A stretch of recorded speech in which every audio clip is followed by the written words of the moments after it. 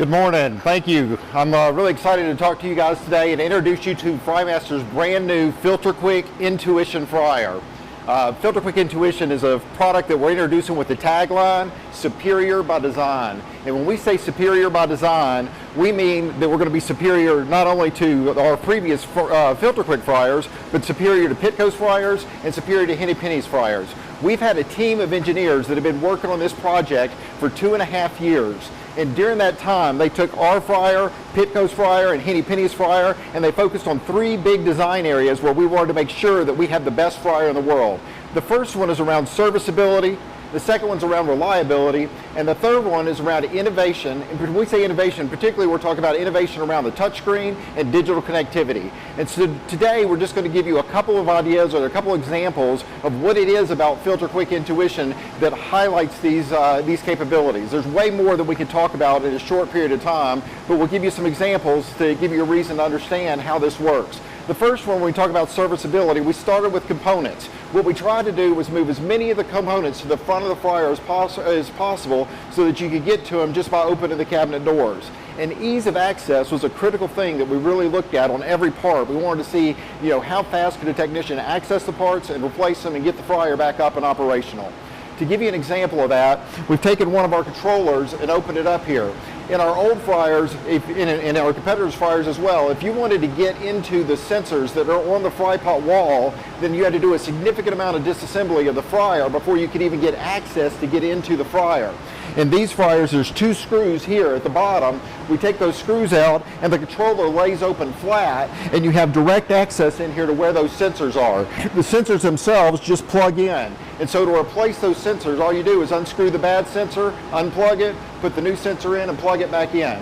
A repair event that would have taken over an hour in the past can now be done in minutes and get the fryer back up and operational. Another example of both serviceability and reliability is the way that we've changed our blowers. In our old fryers, we had a really big blower that had to be cleaned by a service technician once a year. And now we've replaced that with 2 independent micro fans that are variable speed micro fans. From a serviceability standpoint, you don't have to have a technician come in and clean those anymore. What we've done instead is we've created a filter that goes on the end of the fan. And that filter is something that can be cleaned, and it's something that can be cleaned by anybody. It doesn't require a technician to do it. On the filter fan itself, there's these 2 little clips. There's no tools required to remove this. You just push this in and this slides right off the fryer. You can take the filter itself and open it up, go wash it out, clean it out, and then you just push it back into the fan filter and put it back on the fryer. So this is something that's really easy to do, and it doesn't require a trained technical person to do it. In fact, the controller on the fryer actually tells you how to do it. What happens is that we're using these air pressure sensors that are up here in the fryer. These are light sensors. They're measuring the airflow that's going to the burner system. And as that fan filter starts to get dirty and that airflow starts to slow down, we speed the fan up to compensate for the dirty filter. And so we're able to continue to do that until the fan gets to a high enough speed we know the filter is dirty. In the past, we would have had a preventative maintenance schedule. We would have said something like, you got to clean the blower once a year. Now we tell you exactly when you need to clean the filter because we know when it needs to be cleaned. And on top of that, on the screen, it tells them where to locate that fan filter, how to remove it, how to clean it, and how to put it back on. So we've made it super easy to do, and now we're not using a technician to do it, we're using store employees to do it.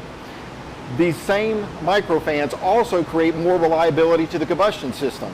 Because we have the ability to control the speed and measure the airflow, we can always make sure there's a consistent airflow going to the burners. But we're also able to increase reliability of all of the components within that burner system. Most mechanical components that exist in a piece of equipment are going to wear out after a certain number of cycles. There's so many times you can turn them on and off before they just wear out. So if we can do anything to reduce the number of cycles, we're going to increase the reliability of the components. And that's what we've done with the independent micro fans. What we did in our studies, we found that 2/3 of the cycles that take place on the burner system happen during idle periods when the fryer's not cooking. It's already heated the oil up to temperature. It's just trying to maintain that temperature at 350 degrees. In our old system, we'd have to load both blowers at the same time. So we were always running both blowers. But we don't need both burners to be able to heat that oil and keep it at temperature. So now we're able to run one at a time, and we alternate back and forth. By doing that, we cut down the number of cycles at idle by 50% on every component in that system. And because 2/3 of those cycles are at idle, we're increasing the number of cycles we can do, or decreasing the number of cycles so we can extend the life by 33% of each and every one of those components. So we've talked about reliability, we've talked about serviceability. The other big area we focused the team on was innovation. And it's part of why we call it FilterQuick Intuition. The innovation is really all around the touchscreen and all around connectivity. Now at face value, the touchscreens are a capacitive touchscreen. They're much more durable, much stronger than they were in the past. In our old one, you might remember we had the big face mask bar that was built around the controller to protect it from contact. With these, because the screens are so much more durable, we don't have to have that face mask bar anymore. But we also were able to do the same thing with the touchscreen platform that we were able to do with the Fryer platform. You know, with the Fryer, because we started from the ground up and redesigned everything around our design parameters, we were doing the same thing with the touchscreen when we created our new software. We have more experience with touchscreen fryers than anybody. We have over 24,000 touchscreen fryers that are in service around the world today. And because of all of that experience with all of our different customers, designing software to meet their needs, we were able to redesign the software from the ground up to be way more flexible and way more intuitive. We have a ton of features within that touchscreen controller, and really touchscreen controllers by themselves aren't that magical. It's the features that you build into the touchscreen that make the product easier to use that really drive the biggest value in a touchscreen. And we've been able to design those features in such a way in the new system that all of those features can be turned on or off in the software depending on what a customer wants. So, you know, if we have 100 features and one customer only wants 30 of those features, we can turn 70 of them off and they don't even appear on the controller. They don't even see them anymore. It's that kind of flexibility that makes it to where we can have one software base and customize it to all of our customers without having to constantly go back in and rewrite code. You know, everything about the touchscreen is flexible. You know, names of functions, our quick filter function, for example. If a customer wants to call it something else, they can name it whatever they want to. We can program that into the controller and it'll go by their operating terms, whatever they want to call their filter function. Same thing with the images that are on the screen. You know, in our older controllers, because we were button-based thinking people, we created these images that were a fixed size and you could only have 12 icons. Now on the new one, you can make those icons bigger or smaller depending on what your needs are. And because it's a capacitive touchscreen, now you can swipe the controller to go up and down and see additional recipes instead of have to, you know, do some sort of a scrolling function. It's more intuitive as to how that works. And then really all of that comes together into what I think is the biggest part of innovation around fryers for the future, and that's this idea of an automatic direct internet connection. Look, we've got 24,000 fryers around the world that have Wi-Fi capability, but today we only have a couple of hundred of those that are connected to the internet.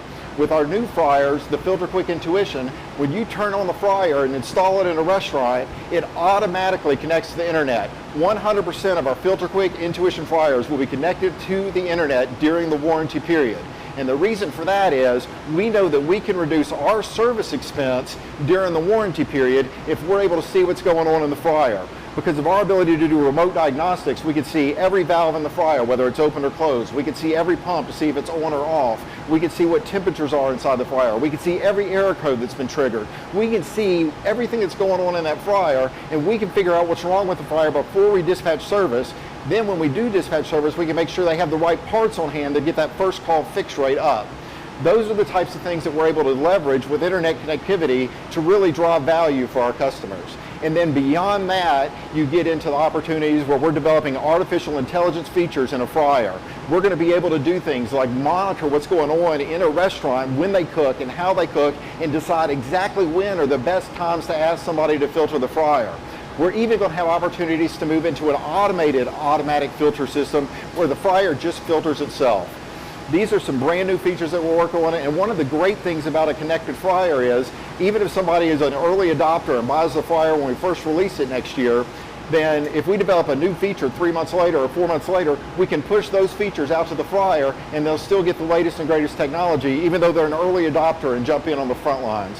Now, I don't have a lot of time left, but I do want to show you guys how we do a filter function, and this is just one more way that we've done innovative things around the fryer. We're going to go in here and start a filter function.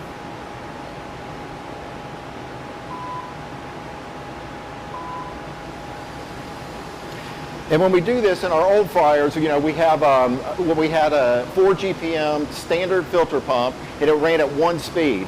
One of the things we did when we started thinking about how we could do filtration differently was we said, hey, why do we need it to run at one speed? There's actually benefits to running that filter pump at different speeds, and so we're going to have a variable speed pump, and we're going to decide how much power we want to give it. Our new pump is an 8 GPM pump, and when we start running a filter cycle, the first thing we're going to do is turn that pump on and start to agitate that oil so that we can loosen up any sediment that's in there. Now you saw that and how much that oil was bubbling. That's running it at 2 GPM. If we had an 8 GPM pump and run it at full power, we would have been pumping oil out of the fryer. It would have been dangerous. But because we have a variable speed pump, we can run it at 2 GPM during the first part of the filter cycle.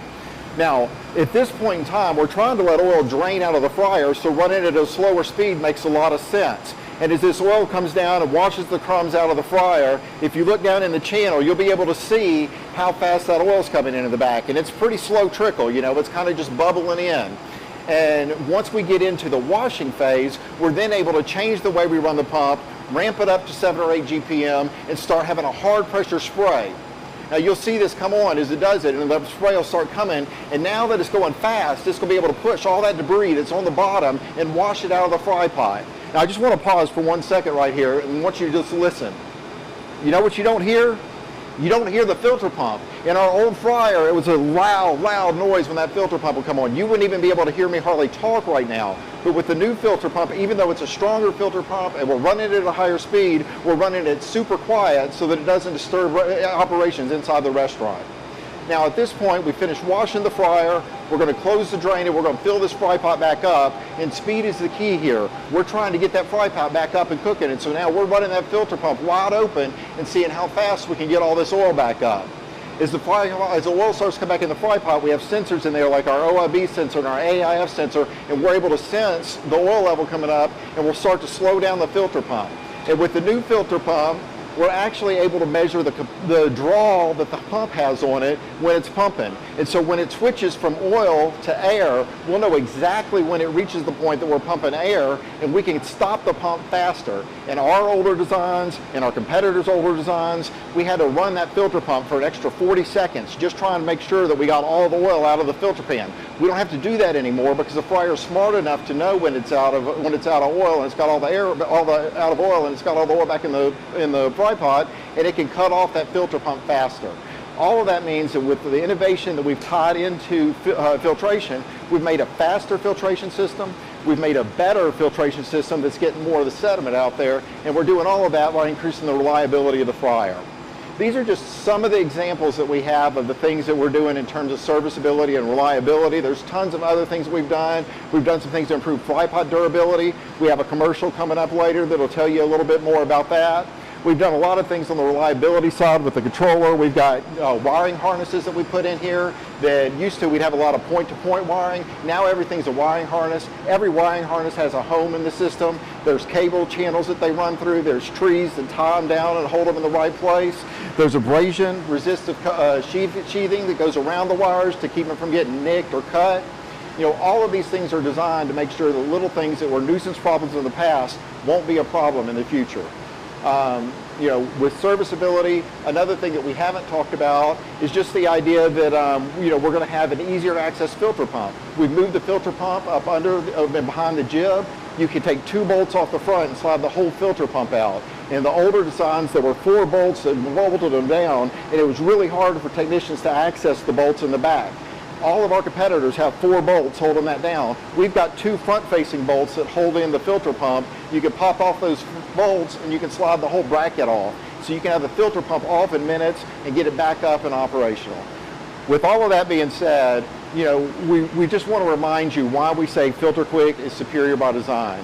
Ultimately, what we're doing with FilterQuick is we're making the most serviceable, the most reliable, and the most innovative fryer ever. This fryer is coming to you in the beginning of 2021, or 2022. We're really excited about it. If you have more questions about it, then just please let us know. There will be more resources available on the internet, and look forward to talking to you guys about it in the future.